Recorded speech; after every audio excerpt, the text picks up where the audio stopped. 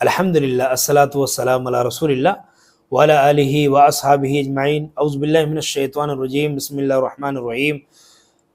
کل کے سوال کے جواب میں جو آیت پیش کی گئی وہ سورہ توبہ کی آیت نمبر 69 ہے، جس میں اللہ نے فرمایا کہ الذین یلمزون المتطوعین من المؤمنین فی الصدقات والذین لا یجدون الا جہدہم فیسخرون منہم سخر اللہ منہم ولہم عذاب علیم۔ جو لوگ ان مسلمانوں پر تانہ زنی کرتے ہیں جو دل کھول کر خیرات کرتے ہیں، اور ان لوگوں پر جنہیں سوائے اپنی محنت مزدوری کے اور کچھ میسر ہی نہیں، بس یہ ان کا مذاق اڑاتے ہیں، اور اللہ ان مذاق اڑانے والوں کا مذاق اڑاتا ہے اور انہی کے لیے دردناک عذاب ہے۔ آپ کو معلوم ہونا چاہیے کہ منافقوں نے کبھی بھی مومنوں سے محبت نہیں کی، ہمیشہ منافق مومنوں سے نفرت کرتے رہے اور حسد کرتے رہے، کینہ کپٹ ان کے دل میں مومنوں کے لیے بھرا ہوا تھا، اتنا زیادہ کہ تبوک کے موقع پر جب تبوک سے واپسی پر رسول اکرم صلی اللہ علیہ وسلم آ رہے تھے راستے میں، تو 10-12 منافقین نے آپ کا پیچھا کیا اور آپ کا کام تمام کرنا چاہتے تھے، مگر اللہ رب العالمین نے وحی کے ذریعے آپ کو اطلاع کر دیا کہ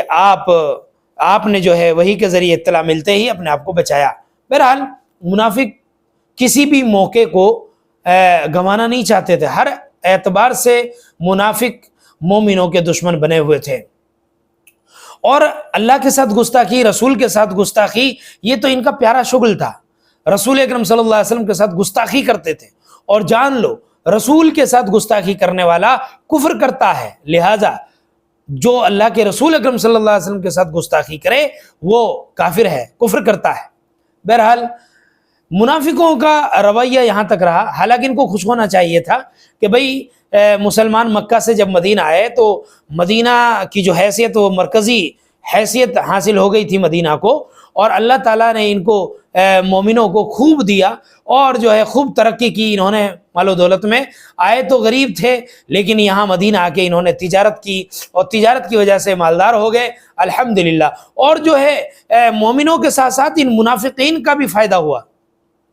اور یہ منافق جو ہے ان کا کردار یہ تھا کہ اللہ تعالیٰ سے وعدہ کرتے، عہد کرتے کہ اگر ہمیں بھی مال و دولت اللہ نے دیا تو ہم بھی اللہ کے راستے میں خرچ کریں گے، مگر جب اللہ نے ان کو مال و دولت دیا تو یہ اللہ کے راستے میں خرچ نہیں کرتے تھے، بلکہ یہ وعدہ خلاف تھے، اور اللہ نے ان کو دیا تو انہوں نے جو اللہ سے وعدہ کیا وہ نبھایا نہیں۔ مگر وعدہ نبھانا تو الگ بات ہے، بھئی اللہ کے راستے میں خرچ کرنا تو الگ بات ہے۔ ان کے یہاں تو بہت زبردست برائی پائی جاتی تھی۔ کیا برائی؟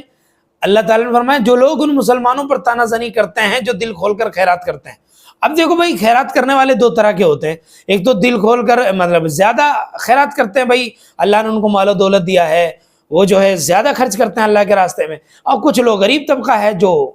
مال خرچ کرنے سے بیچارے ان کے پاس مال ہی نہیں تو وہ کیا خرچ کریں، وہ تھوڑا بہت دے دیتے ہیں اللہ کے راستے میں۔ اب آج کے دور